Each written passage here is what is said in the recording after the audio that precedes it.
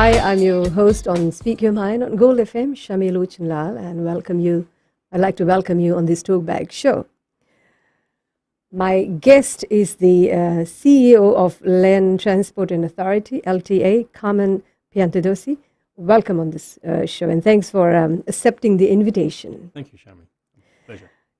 Our number is 3220906 and 3220907. You may call us if you want to ask any questions in relation to this topic today. So, Mr. Carmen, LTA has always had this reputation for not working in the best interest of the public of Fiji. What changes have you brought? Okay, well, I've been here approximately 5 months, and when I initially turned up, I met with the board and the ministry, and the mandate from them was to look at a number of areas of the LTA, and the main areas was about customer service, about our enforcement, and the organisational performance and the image that people had, or the perception that people had about the organisation. So in the last 5 months, we've been looking at all those things. Mm-hmm. We're looking at not only the people, the processes, but also the systems that we have in place mm-hmm.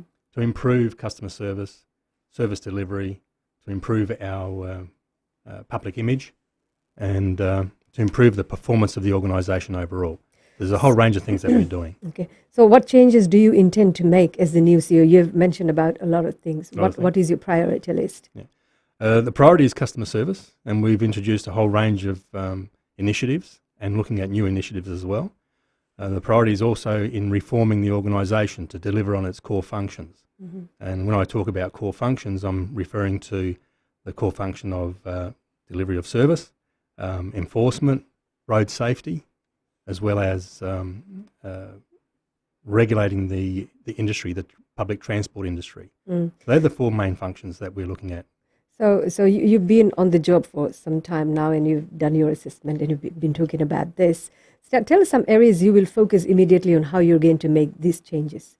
We've already started looking at the processes in the back office in relation to how the customer gets their service, how we deliver that service, and how the customer experiences that service. So we're looking at already improving the back office processes that shortens the response time, that looks at the how we deal with customer issues, inquiries, complaints, or applications. So we're looking at that back office work, so it improves and shortens the time the customer has to deal with us. But of course, we're also looking at being more transparent, being impartial, being independent about how we deal with customers, because that's very important. Yeah, thanks. So you can call us on 3220906 and 3220907 to take part in this Talkback show and for suggestions and questions you may have.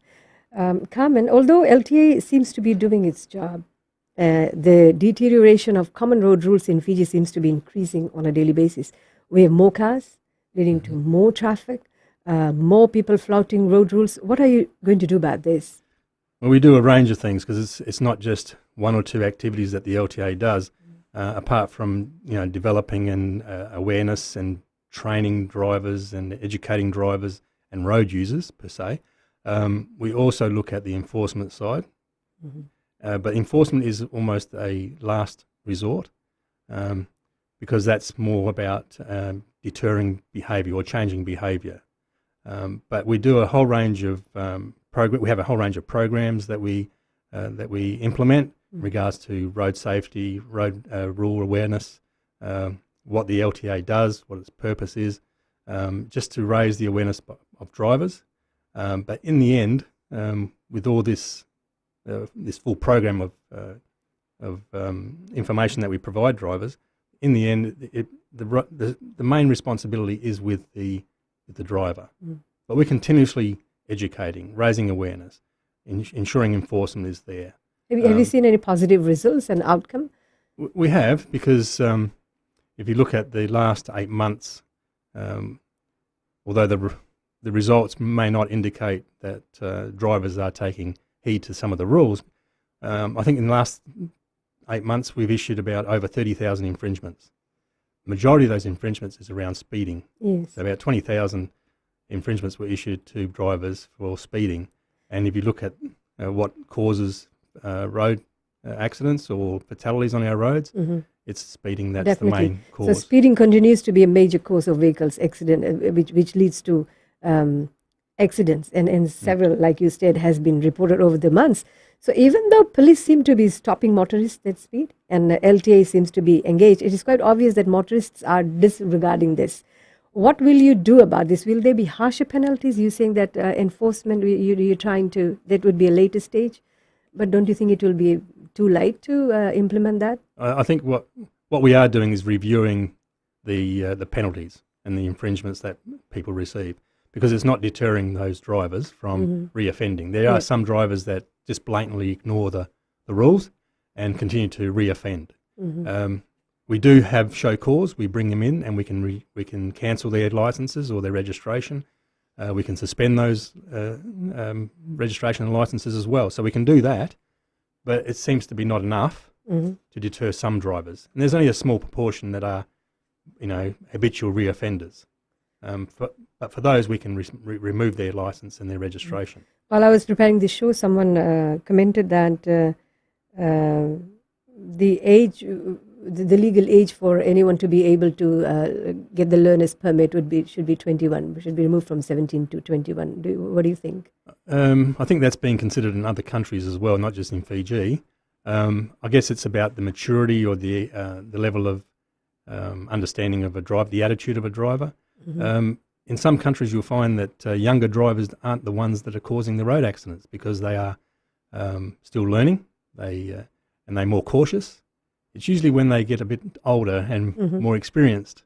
When I say experienced, they've become too comfortable. Correct. And you'll find the statistics here in Fiji. The majority of accidents and fatalities on our road is older male drivers between 35 to 49 years Normally, of there's age. a stigma around women. Men normally say that women drivers are more careless. What does your statistics reveal?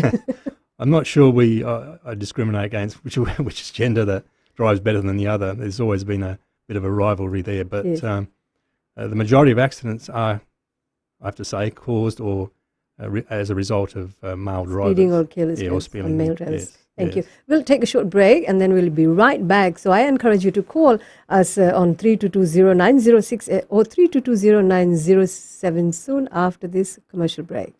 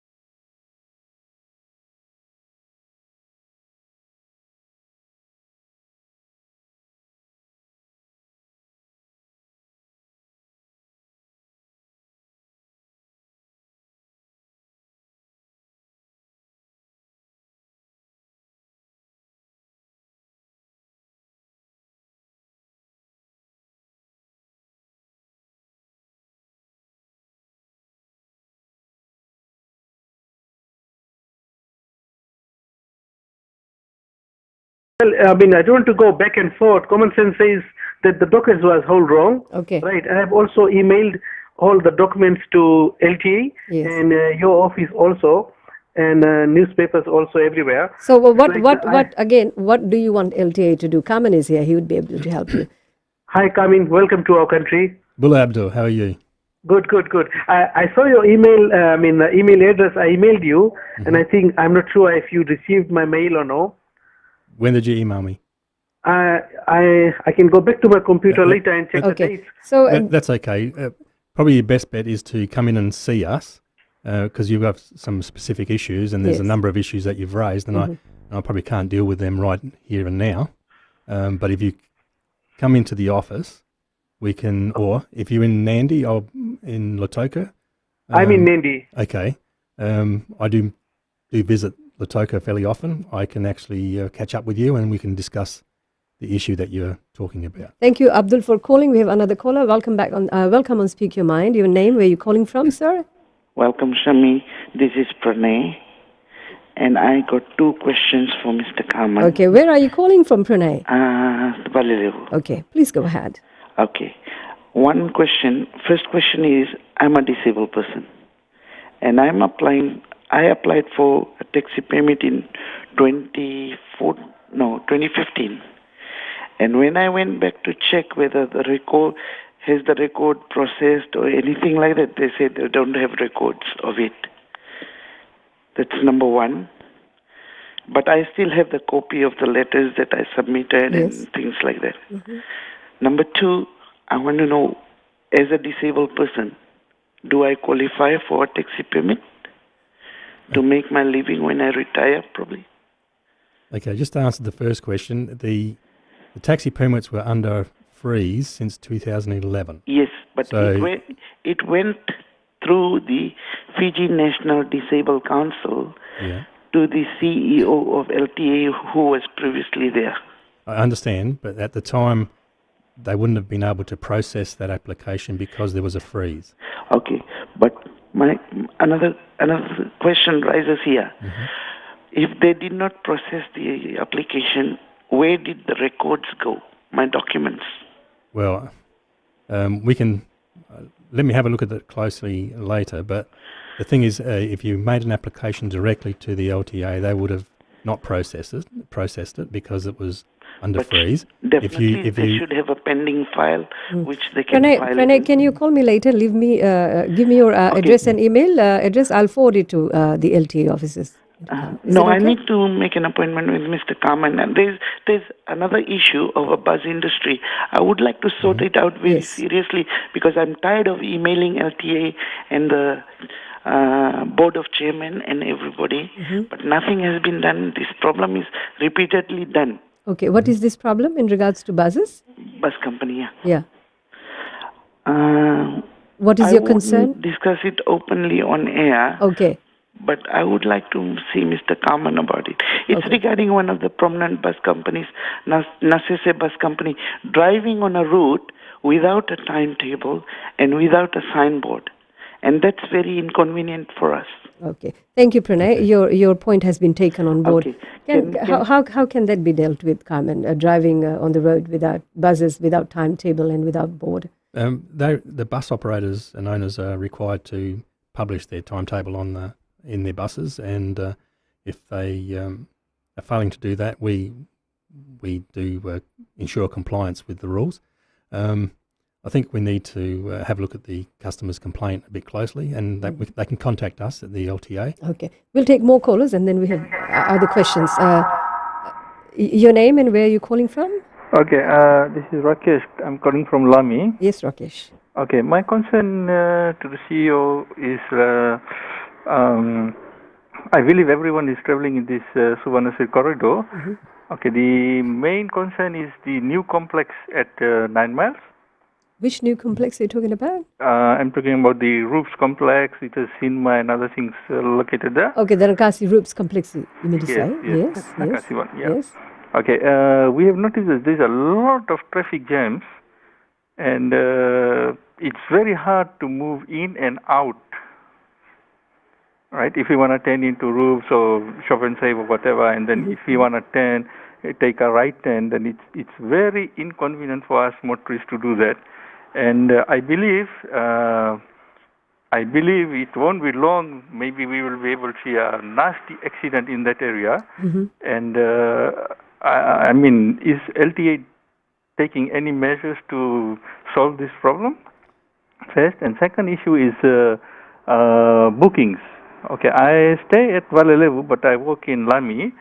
But here we have noticed this Lami Town Council, the municipal councils, they are putting up roadblocks and booking motorists on seat belt and using mobile phones and things like that.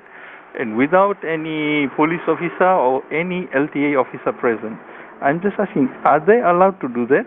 Thank you for your question. So, are they allowed to? So, who's booking the drivers? The LTA. LTA? Yes, the LTA officers are not there. The police officers are not there. So, who's booking the? I didn't quite get what he was trying to say, but I think there no one, and some other people are booking them. I mean, there's some powers that councils have for parking and so on, but LTA has also enforcement powers for. They can yes, book. Of course, right. yes. We'll take a break, and when we come back, we're going to talk about more road rules are broken. So what happens now? There are some serious offences which people have noticed and they have brought to our attention. So we'll take a break, and then we'll be back soon after this break.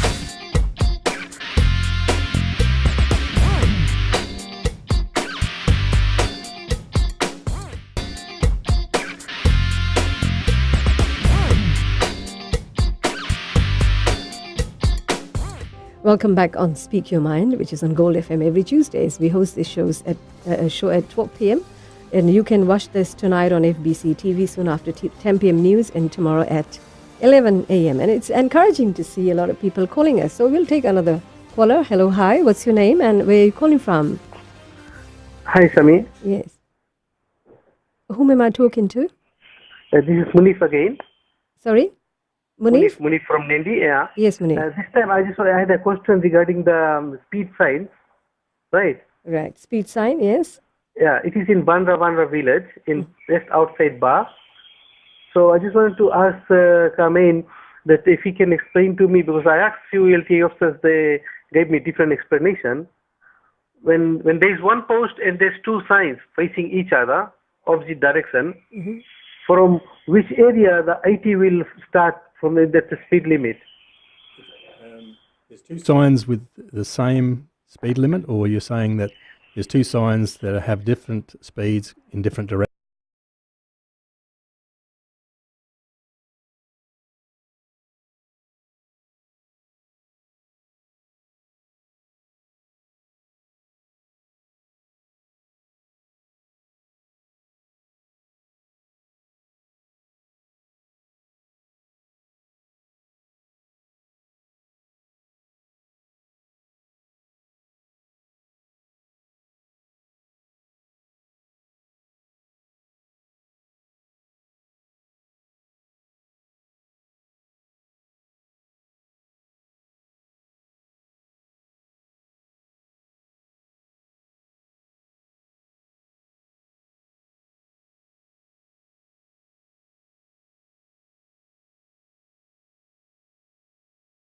And it says speed limit continues and speed limit cuts off from here. Yep. So now you'll see on the road, such signs are not on the road.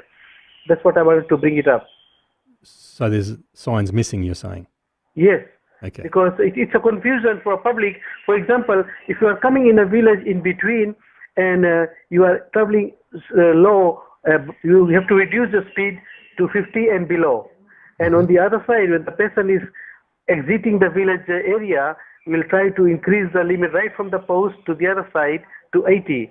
For example, if there is a flat tire on either of the vehicle, they will collide on accident because there is one vehicle will try to slow down and the other vehicle will try to speed. Yeah. Abdul, thank you for your concerns. I think Carmen has sort of understood what you're trying to say. Let's talk about more rules broken on the road. So it's now become a common habit that people park on the wrong side of the road. In fact, no one seems to know whose responsibility it is to book people from parking on the wrong side of the road. So if they're supposed to park facing this way, it's the car is turned the other way. The council doesn't seem to be interested in that. LTA is not doing anything about this, so it's become a norm now. Are you going to do anything to stop this from becoming the norm? Okay, if there's an offence where people are parking incorrectly and the LTA officers there, we would do enforce our role. Normally, parking in suburban streets and urban areas is the responsibility of council. If they are parked illegally or they're derelict vehicles and so on, we can assist the councils, but it's the council's responsibility for parking. Okay, and a lot of people are overtaking from the left side Yes. of the road, and it's very common in the morning and in the evenings. I mean, I drive, I get so frustrated at times. So some accidents have happened because of this. The other issue is people turning right from the left lane in front of the vehicles, causing accident, especially prevalent with taxi drivers. And because taxi drivers have been doing this and they started the trend, more and more private vehicles are sort of following the suit and have started to do this. So what is LTA going to do about this? Okay, like I said, we've been undertaking joint operations with police on a whole range of aspects of road safety.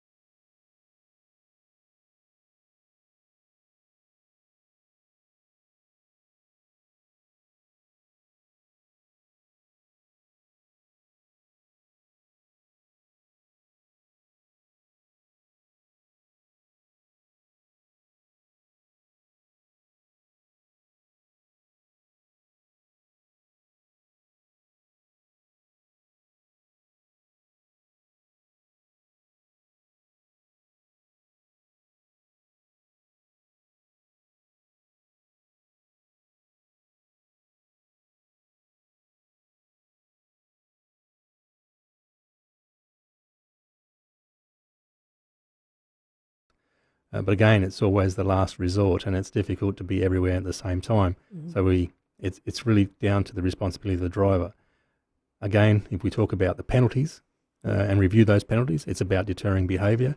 That's something we need to look at closely, and we'll do that with the ministry. Okay. Let's take some more callers. Welcome on Speak Your Mind. Anyway, please do call us on 3220906 and 3220907 soon after this break.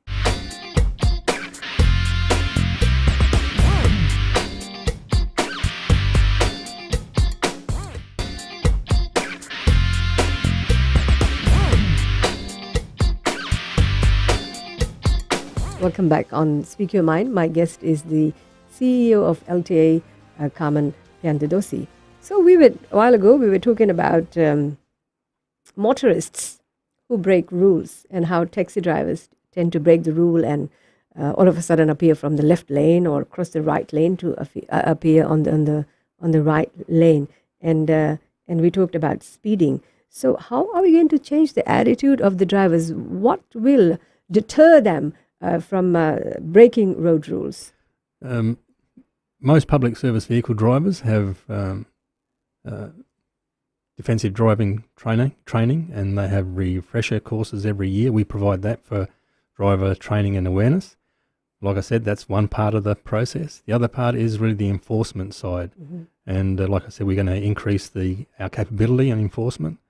But to change driver behaviour and driver attitude, we need to really look at the penalty system. So how much does one get to pay as in fine when they break any road rule currently? Normally for speeding, it's about $25 per infringement. And we are seeing that there's more accidents happening because of speeding. Has LTA thought to increase the fines, harsher penalties, more? We're thinking about it, but we need to review that before we can actually make a decision or advise government on how they should go about setting the level of penalties. Maybe that could, because once you start touching people's pocket, that's when they sort of feel it more. That's and I right. think it's going to give us more, alert drivers and all that. And I think it's the attitude of drivers which needs to be changed as well. So we were talking about how a lot of people have been breaking road rules. So you mentioned earlier that you're going to recruit more people, so which means that you do need more resources. You need more resources, more people and more vehicles to do your job properly. Correct. Correct. We need the resources, but the whole objective of engaging additional resources and doing this enforcement work is because of road safety. We're trying to reduce the fatalities on our road. And if speeding is the major cause of those, we need to target speeding and offending drivers. And again, we need to change their behaviour, their attitude. So there's a whole range of things that can do that. Training is one way, enforcement is the other. And raising awareness and, spending a lot of money on campaigns and education and so on only goes so far. Yes. And I think LTA has been doing that for a while. We have, yeah. Yeah. We've been doing that for some time, even going to schools and educating students before they even get a license. Because usually you find if you educate the students, they go home and tell their parents. Yeah. And when they drive in the back of a car, they say, Mum, Dad, you shouldn't be driving this way because this is what we were told today at school. But eventually the driver behind the wheel, it's his attitude or her attitude and their behaviour that has to change. I think LTA has enforced another rule, which is that if you have the P, which is the learner's permit, right? Yeah. You have to have another driver sitting with you, and that lasts for about 2 years. Yeah, the provisional license is for 2 years. Yes. And but then you have to have someone driving with you for continuous 2 years? How realistic is that? No, it's not quite. The provisional license has certain restrictions. Right. It's similar to overseas where they have provisional license for 2 years, which means they can't be caught drink driving. They have a zero tolerance to that. They have a zero tolerance to speeding. If you were to be caught speeding or drink driving, you would lose that license completely for a period of time. So the provisional gives you some restrictions on the novice driver to safeguard them for the first 2 years. All right. I've got some questions which people posted on Speak Your Mind Facebook. And this guy is wanting to know that LTA should be removed from the road patrol and let police department take over traffic issues from LTA. Attorney General mentioned in the media police should have more power in traffic regulation. What do you say on this? Your thoughts? We have some overlap in some of the functions we do between police and LTA, but we support each other. We support joint operations with the police. Our main role is road safety, whereas the police is looking at offences, criminal offences as well as traffic offences. And we have an understanding between the police and LTA to support each other, like I said, and we're looking to raise the functions of the police in the sense of providing defect orders and so on vehicles, because that's another area of road safety that we administer to help each other in that area of encouraging road safety with drivers. So there is some overlap in some cases, but in a majority of our work, we support each other. We supplement each other. Raj Aryan from Suva, he writes, why is LTA not taking any action on private rental despite so many complaints with evidence? They are spoiling market and running undercourse just to pay their car payments. Just to correct that, once we get reports of illegal operations or illegal private rentals, we do investigate and we do take action, and that's been the case. Okay. Ratnesh Chand from Suva, he says that SP Honourable AG's earlier directive for all civil servants holding taxi permit or LM permit to return, it is really returned to LTA. Is it really returned to LTA? If it is returned, can we apply for it and when? He said, I was issued a checklist by former employee of LTA. I believe his name was Nembuka, he says. I got everything from base letters to endorsement from former Commissioner Weston, all requirements at hand. Wrote to all authorities, called, paid several visits. I've been tossed from Suva, Lautoka and back. It's been 8 years and nothing has happened. 8 years. I'm not sure what the... Exactly. So maybe, Ratnesh, you might want to come to see us. Yes, see Carmen. Avnil Abhishav asks, what actions are taken on taxi drivers who sexually objectify women and penetrate them with their gaze? Okay. A police report? If people are offended or assaulted by a taxi driver or public service vehicle driver, they have recourse with LTA. They can come and see us, and if it's an offence that requires police, we will report it to the police as well. So they have that recourse. They can report the drivers. We can bring them in to explain. But if it's a criminal offence, we need them to report it to the police. Yes. Yes. LTA also has issued a text number where people can call in and report. How has that been helping LTA? That's been quite successful, actually. People are using that for complaints, and most of the complaints aren't about LTA. They're about other road users or drivers and so on. So that's really helpful to us. We turn that around pretty quickly. We investigate all our complaints and review them, and we provide a response to not only the complainant but also the offender if we find enough information that we can investigate on, as well as take action. Would you be able to inform where do you normally get lots of complaints from? Is it a particular area around Fiji where you receive a lot of complaints on the text number? Not sure about the area, but they come from all over the place. Or the nature of complaints? Yeah, the nature of complaints is about other road users, other drivers, whether it's taxis or buses or whatever, but normally it's people complaining about others. Will we be seeing more LTA officers on roads where accidents happen or is prevalent? At the moment, we don't see that many, especially during mornings and in the evenings. We all the data we collect from our complaints and the areas that people complain from and the issues they raise focuses our enforcement strategy. So if an increase in offences or incidences are occurring in a particular area, we do focus our resources to that area for a particular time. We also do random spot checks around the country.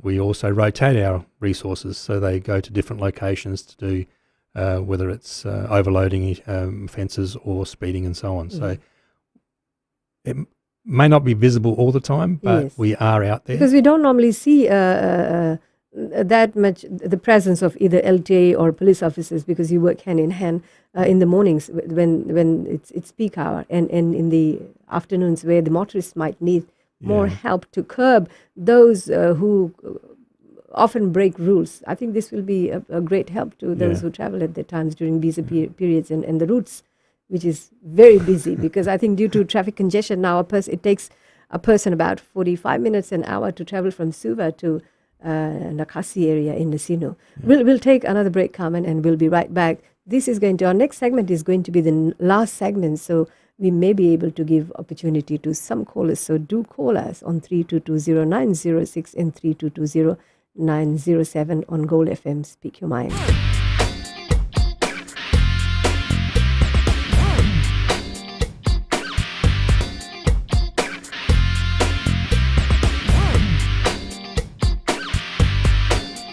Welcome back on Speak Your Mind with my guest, the LTA, the CEO of LTA, Mr. Carmen Piantadosi.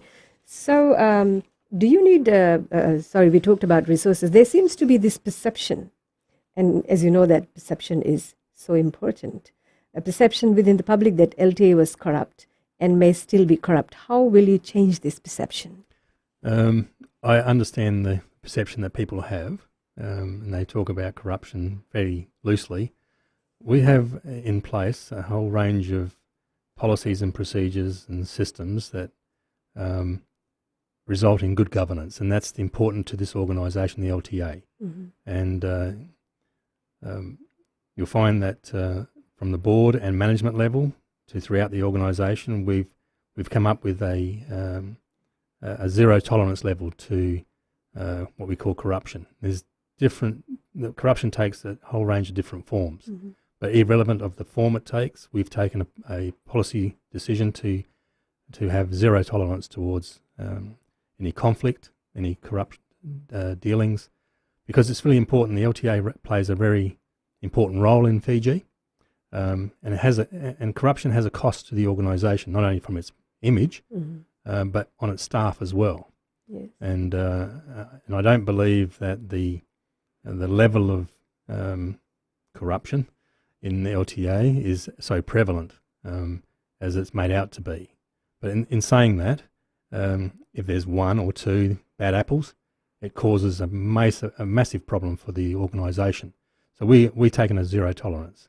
So we've got systems in place, we've got disciplinary procedures in place, we have policies in place that reduce or mitigate the level or any level of corruption in So LTA. what will you do to change the work culture at the LTA? And that's the thing. Changing the attitude and culture is something that is happening on an ongoing basis. So when I look at the processes or the policies we have in place, we're developing new and improved policies on corruption and bribery and conflict of interest. We're developing systems that reduce or mitigate the opportunity for that to happen. We're also looking at the people and training them and developing them and making sure that they are understanding of what that means to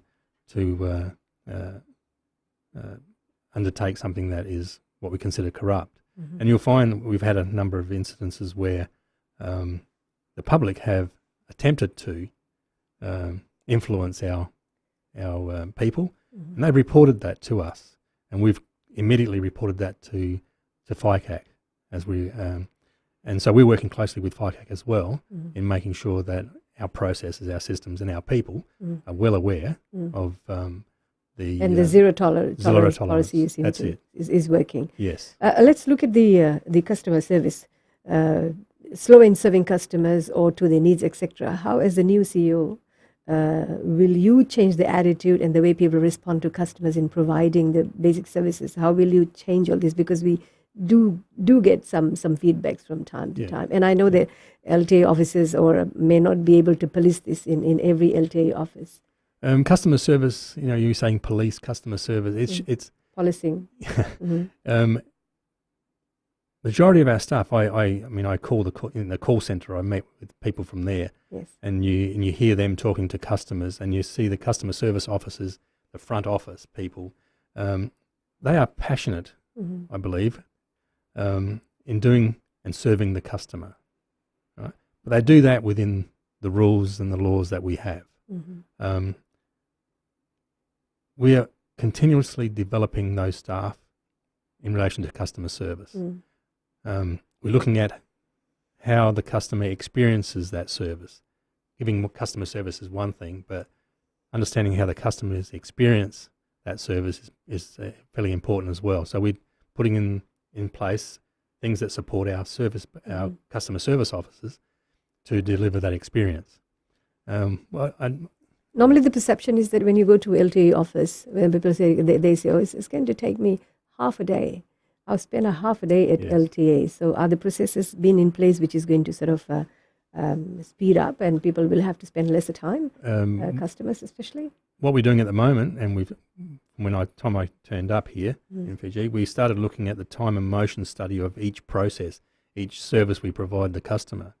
And I admit that some of these processes had areas where we could improve, reduce the response time or the action time for an application, for example, and the approval process. All these things hindered the customer experience. Okay. We're looking at that and we're revising some of those areas. Thank you. So with you as the CEO on board, LTA, what's the future of LTA? The future is going to be spelled out in more detail in the coming months and weeks, or weeks and months. I mean to say, where will we see LTA? Where do you see LTA in another 3 years? I think you'll find that the customer experience will be completely different to what it has been in the past.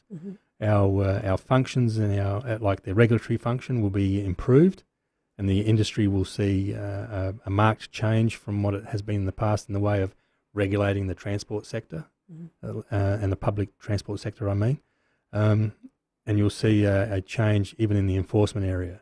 And I believe that in less than 3 years, we should be able to show a marked improvement or meeting our objectives in road safety as well. There's a whole range of things that we're looking at which will add to that.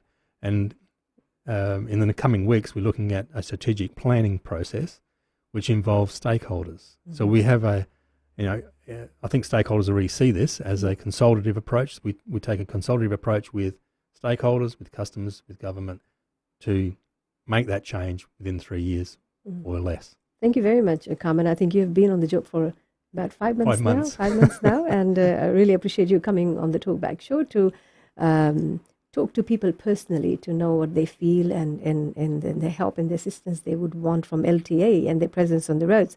Really appreciate you coming on the show, and all the best. Thank you, Shami. Pleasure. So join me on Speak Your Mind next Tuesday with another guest.